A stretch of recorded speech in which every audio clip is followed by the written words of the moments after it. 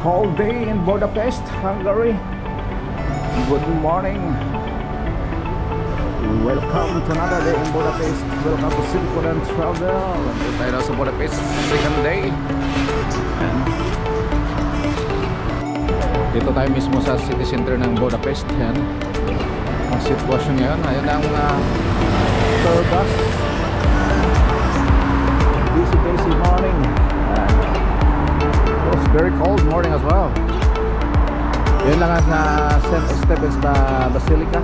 Pero mamaya na tayo aakyat dyan kasi unahin muna natin yung Parliament. Yan, tawid na tayo. So, malamig. Mausok ang bunga ngayon is 2 degrees here in Budapest. Wednesday morning. So, pupunta tayo ngayon sa Parliament. Doon sa mga talagang tourist spot kung saan may mga sapatos doon. Titingnan natin anong history ng mga sapatos na iniwan doon sa gilid ng dagat. Very cold.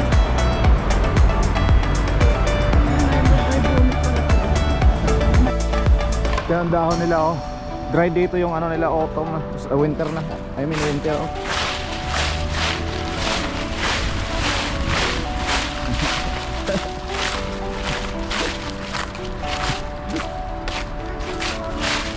Ang ganda dito ng ano nila oh. Hindi basa.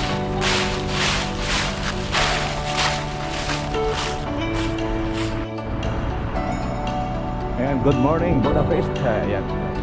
Yan, papakita ko lang sa inyo guys ano, dito sa umaga dito sa Budapest. So ito tinatawag nila ang Chain Bridge, pero may pangalan siya pero hindi ko ma-pronounce sa salita nila ng Hungary. Pero ang tawag nila ito is Chain Bridge. Ayan. It's beautiful bridge. So pinupuntahan to ng mga turista. Kahapon dito kami kahapon dito hanggang gabi. Maganda to eh.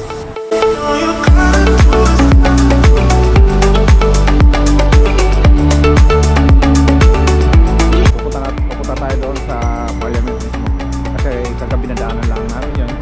So pupunta naman natin doon ngayon. So itong bridge ito is isang pinaka famous nila dito pasyalan dito. Maganda ngayon kasi maaga pa, wala pang ganong turista. Pero kahapon punong-puno yan kagabi.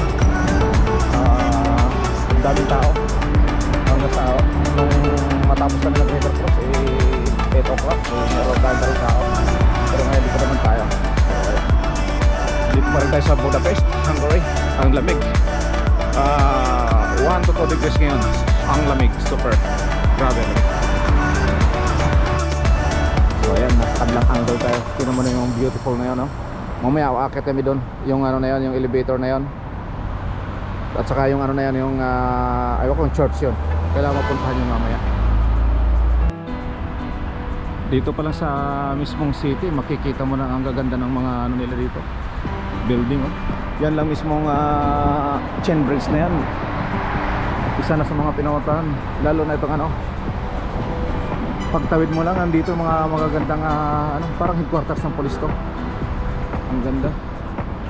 So ayan, ayan guys, alas 9 pa lang ng umaga umaga dito sa Wednesday sa Budapest. Talagang naman ang lamig. Buti nga ngayon hindi nag-snow pero sa weekend daw mag-i-snow dito. So tamang-tama lang pauwi na kami noon. At wala nang snow. Mahirap kasi pag nag-snow. Kaya okay lang kahit lamig, kaya pa naman 2 degrees. So ayan, tatawid tayo. Ganda ng building na to. So parang museum ata to. Ito na museum? What? Museum? Yan ito mga Viking rin daw. Nakadak dito. So parang ganda ng view. So ayan, pupunta tayo doon guys sa Parliament. Maya yan na, natatanaw na yung Parliament. So super lamig talaga. Diba? Ang lamig dito. Okay. Magbunit tayo.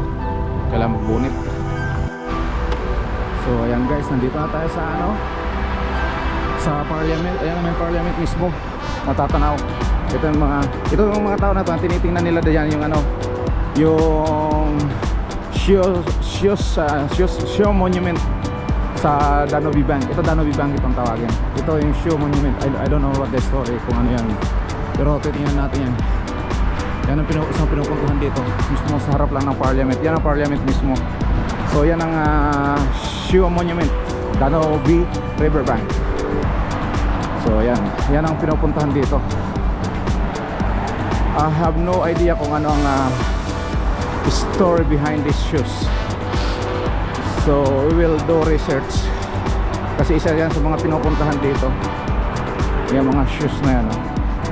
Sa tapat lang mismo ng mismo ng Parliament. So yan ang Parliament mismo. So ito yung pinupuntahan dito, yung mga shoes na ito.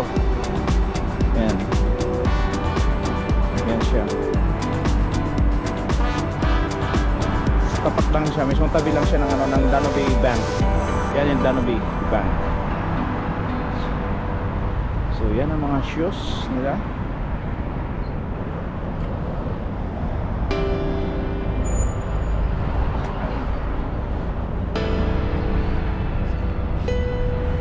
So may mga nag-aalay ng bulaklak. May nagbibigay ng mga roses dyan. May nag-aalay ng kandila. I don't know kung ano ang istorya nito.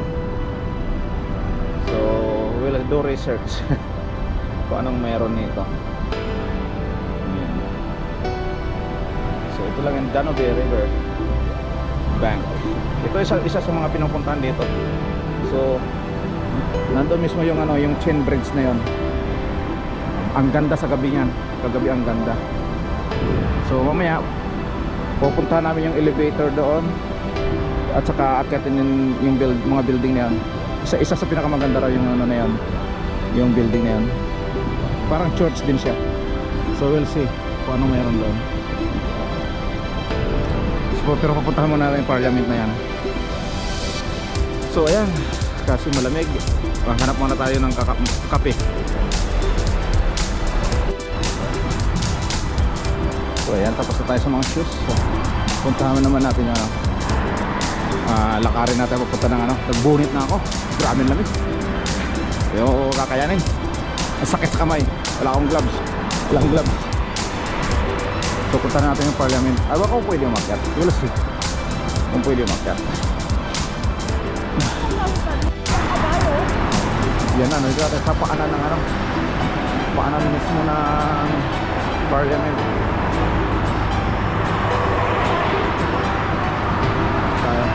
Tatawid tayo. Oo. Dito na tayo mismo sa paanan niya.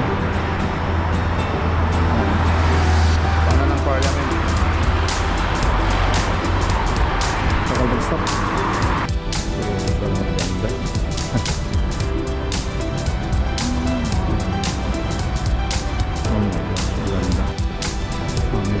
Ganda. So parang hindi ata mag-bubukas. Diyan na lang kung makakapasok tayo. Ang ganda.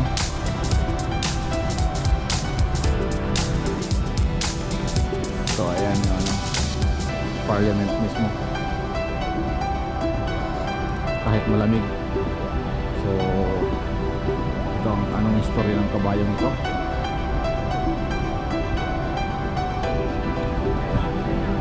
Wala. Hindi natin maintindihan yan. Probably siyang dito, siyang tagapagtanggal ng mga ito.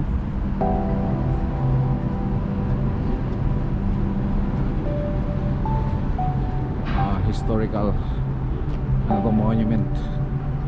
Siya daw ay si Andrassy Gebla. So ayan lang yung Danobe Riverbank. Tabi lang niya mismo. Ayan. I don't know anong mga, pero parang siya Catholic Church. So parang siguro to. Baka siyang unang dito, Prime Minister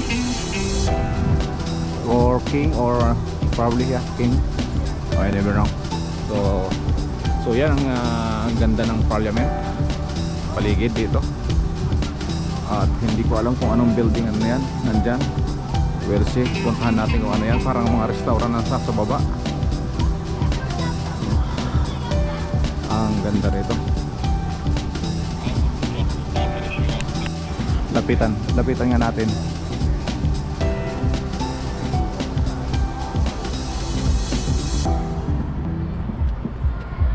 Oh, ang ganda nito. Tingnan natin yung ikot tayo doon. Harapan lang ito eh. So, dito naman tayo sa puntahan natin doon sa harapan. Parang dito ang harapan niya eh. Yan, may side lang yan. Hindi tayo makapasok kasi kailangan may advance registration bago makapasok. So hindi tayo makapasok dyan.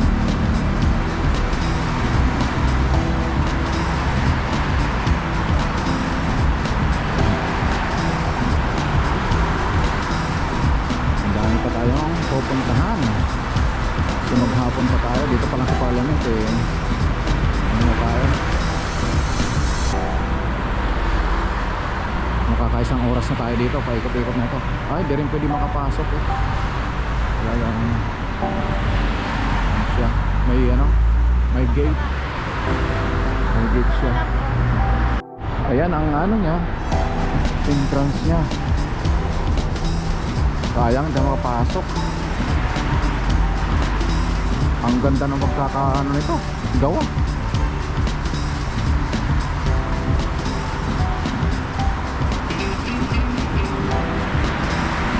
Talagang na-preserve. Napuntahan lang natin yung dulo nito. Doon, tapos balik na tayo pag ganun. Tingnan natin kung ang pinaka-dulo nito.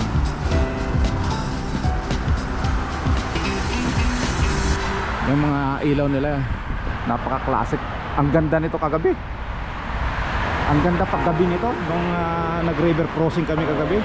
Ang ganda ng kulay, grabe. Ang ganda-ganda. Ang makikita nyo sa ano, sa pag yan-upload ko, ang ganda. So ilalagay ko yung Parliament sa umaga, Parliament sa gabi. Makikita nyo yung ganda sa gabi at saka sa araw. So yan lang ang Danabe River Bank. Parehas din.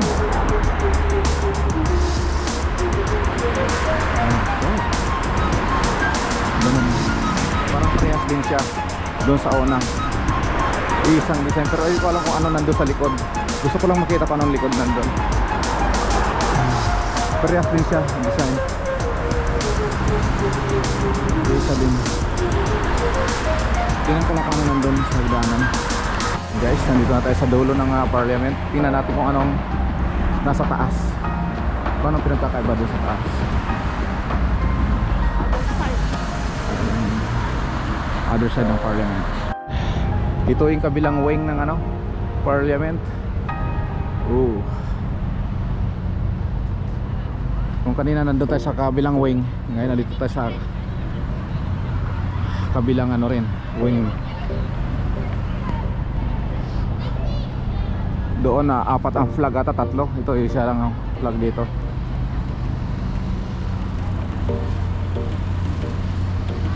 Mga historical ano to. Pero natin na maintindihan, no? Pisa Esteban. Oh, wow.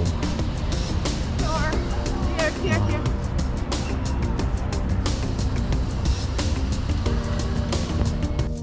So ayan, natapos din natin tong ano, buong Parliament. Napasyalan, ikutan din natin to. Ito at least itong isa sa mga tourist spot talaga ito na pinupunta. Kaya pag nandito ka sa Budapest, malapit lang ito. Mismong walking distance lang from city center. Sa 15 minutes walk. So ayan, balik na tayo doon sa river, Danube River Bank. So ayan siya. So bababa na tayo. Sana tayo sa kabilang ilog naman tayo. Pupunta pala tayo sa, magkakape muna pala tayo sa ano, kasi malamig. Tama-tama may coffee shop dito na danaanan. Kasi walang coffee shop dyan. Ito, meron dito. May visitor centers dito. So ayan, coffee shop, mag-coffee muna tayo. Ayan, visitor center and museum of the Hungarian Parliament. Pero bago ka makapasok dyan, kailangan kailangan mayroon kang reservation. Wala man tayong reservation, kaya okay lang. Magkakape lang tayo dito. Daming tao. Ayun ang coffee shop doon. So magko-coffee muna tayo. So ano to mga to? Ang ganda. Sana all. Ano to? Mga souvenir shop. Souvenir shop siya. Mag-coffee shop po tayo doon. Pasok mo sa souvenir shop nila. Tingin tayo kung ano mga pwedeng mag-kulimbat dito. Hanap tayo ng mga kulimbat.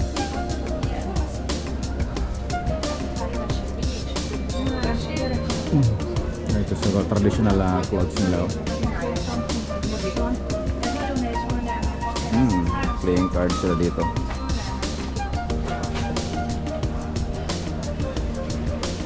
Magnet braids. Mga magnet braids.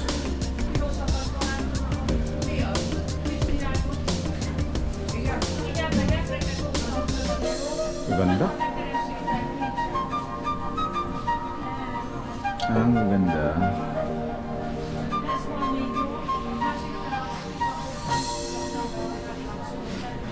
Alam mo kasi tingnan ko lang bonnet.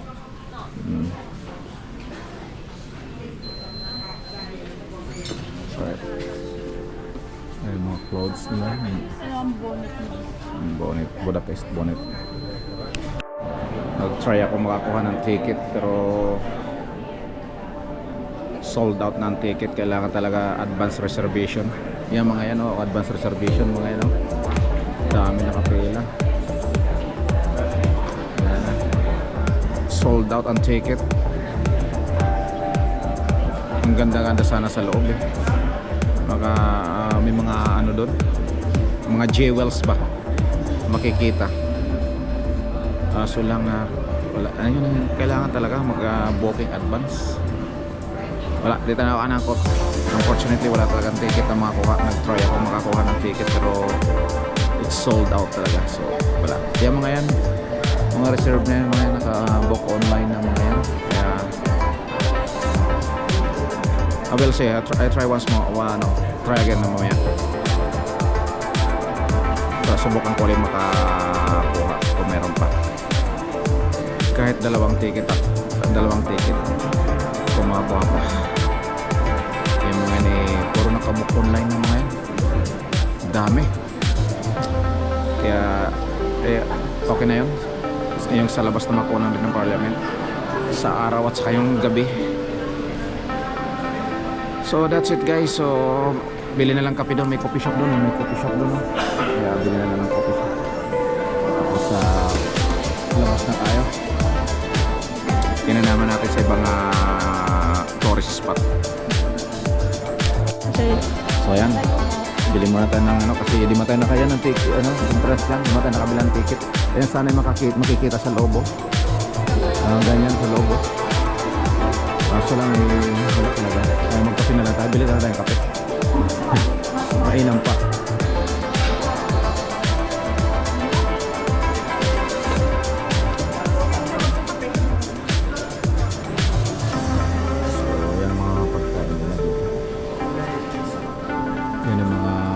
Prices nila doon ng coffee.